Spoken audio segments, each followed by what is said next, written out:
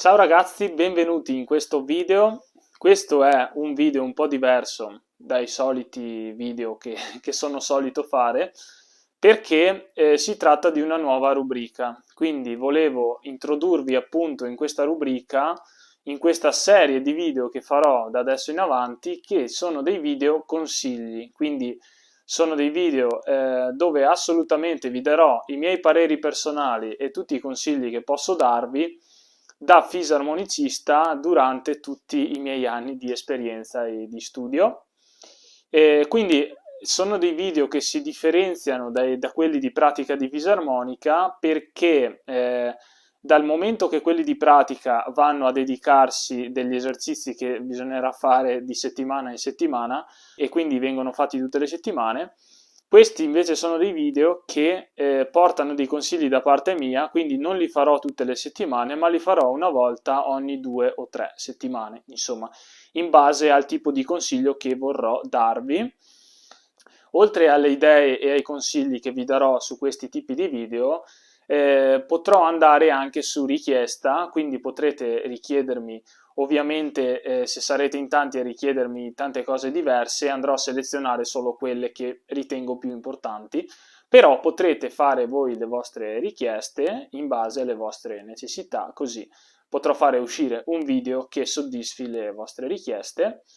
E detto questo, passerei subito all'argomento che volevo affrontare nei consigli del video di oggi.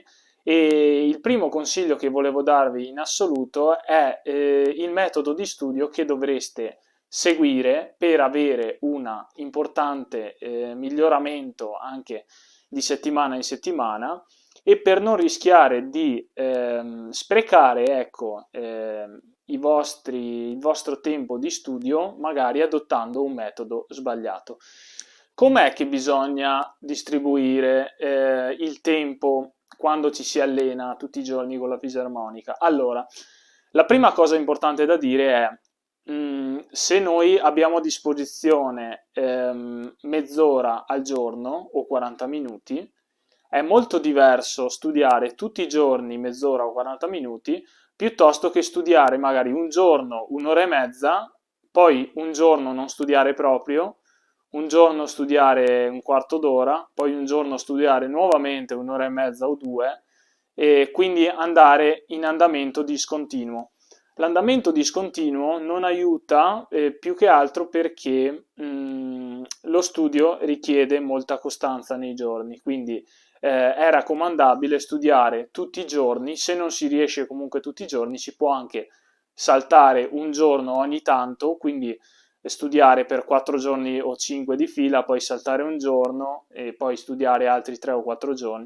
Però da lì a studiare magari un giorno sì, un giorno no, e studiare il giorno sì magari un'ora e il giorno no non studiare proprio, fra le due combinazioni la migliore è quella di studiare poco tutti i giorni, quindi almeno mezz'ora. Ormai arrivati a questo livello, almeno una mezz'ora bisogna studiare, però cercare di studiare il più costantemente possibile nei giorni. Ecco, questo è quello che bisognerebbe fare se si vuole puntare a migliorare il più possibile nel breve tempo, quindi cercare di studiare il più costantemente possibile. E la seconda cosa che volevo consigliarvi nel video di oggi è quella di studiare, come dicevo prima, mezz'ora o 40 minuti concentrati su quello che si sta facendo. Quindi è chiaro che quando prendiamo in mano la fisarmonica, quindi io ho la fisarmonica, la prendo in mano e comincio magari a strimpellare qualcosina, quindi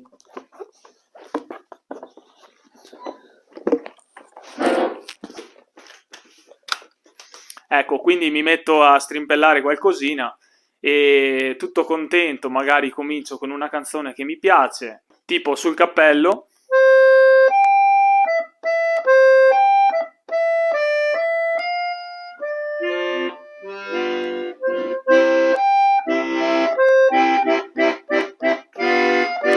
Ci mettiamo un po' a strimpellare così sul cappello.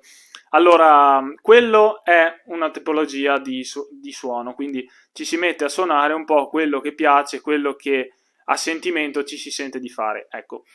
L'altra tipologia di allenamento, invece, che è quella dell'allenamento vero e proprio, è quella di essere consapevoli di ciò che si sta facendo. Quindi, quando ci si allena è importante riuscire a fare mezz'ora, 35-40 minuti di allenamento serio, quindi di allenamento ragionato. Quindi, ad esempio, ci concentriamo, cominciamo ad aprire il libro e diciamo, bene, stiamo cominciando a suonare, qua bisogna fare prima il dovere, poi il piacere, quindi studiamo un attimino la tecnica, ci mettiamo col numero 1 della tecnica, cominciamo, ci mettiamo anche il metronomo come facciamo di solito, la facciamo 2 o 3 volte così per cercare di migliorare la propria tecnica. Finita la tecnica ci concentriamo sul Berben, diciamo che la tecnica porterà via sui 10 minuti, facciamo gli esercizi del Berben o comunque del metodo che stiamo seguendo. Finito il metodo Berben, ci mettiamo anche a studiare 10 minuti, un quarto d'ora la canzoncina che ci piace. Quindi, se a noi piace sul cappello, cominciamo a farla in maniera molto lenta. Quindi, ecco, il prossimo argomento del prossimo video consiglio sarà perché studiamo lentamente. E lì sarà tutto un video dedicato. Però ci mettiamo a fare in maniera lenta sul cappello, quindi in questa maniera.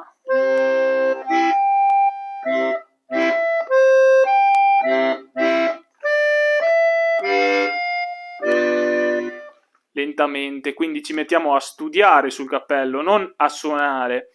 Se suoniamo sul cappello, la suoniamo per svago, quindi per hobby, e quello è un paio di maniche. L'altro paio di maniche è quello di studiarlo seriamente.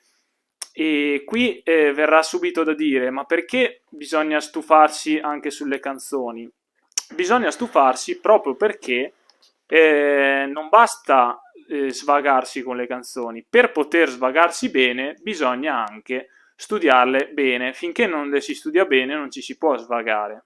Ecco, quindi ciò che voglio dire è, mentre ci alleniamo è importante tirare fuori la prima mezz'ora di studio ragionato, razionale, serio, dove ci concentriamo veramente su quello che stiamo facendo e lo prendiamo come un impegno. Quindi suonare uno strumento è un impegno, va preso come un impegno, altrimenti non riusciremo mai a imparare a studiarlo.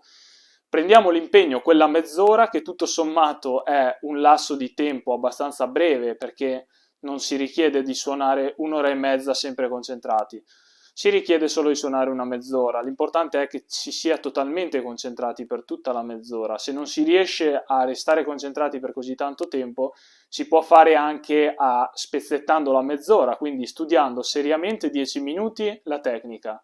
Poi si molla giù lo strumento, si va a fare qualcos'altro, ci si beve un tè, qualcosa, ci si rimette ancora a studiare seriamente 10 minuti gli esercizi del metodo, poi si appoggia ancora giù la fisarmonica, si va a fare qualcos'altro e infine si fa gli ultimi 10 minuti, quarto d'ora, dove si studia la canzone che piace fare, quindi la canzone che abbiamo scelto di imparare durante quel periodo, insomma, di studi.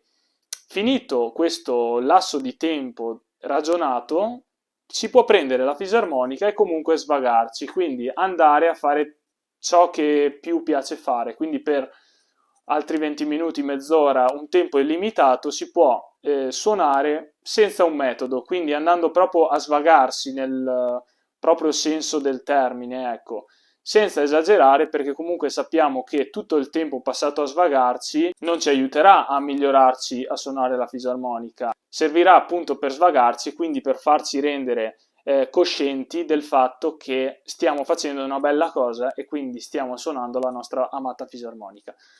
Quindi, concludendo il video di oggi, continueremo con questi video consigli. Il prossimo dicevo che appunto riguarderà lo studio, il perché ci mettiamo sempre a studiare lentamente invece che velocemente.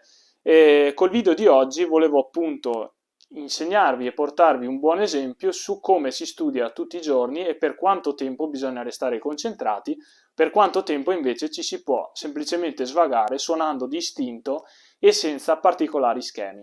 A questo punto io vi saluto e ci vediamo come sempre nella nostra lezione di pratica di fisarmonica e ci vedremo anche con altri video consigli che seguono il video di oggi. Un saluto a tutti quanti, ci vediamo al prossimo video. Ciao ciao!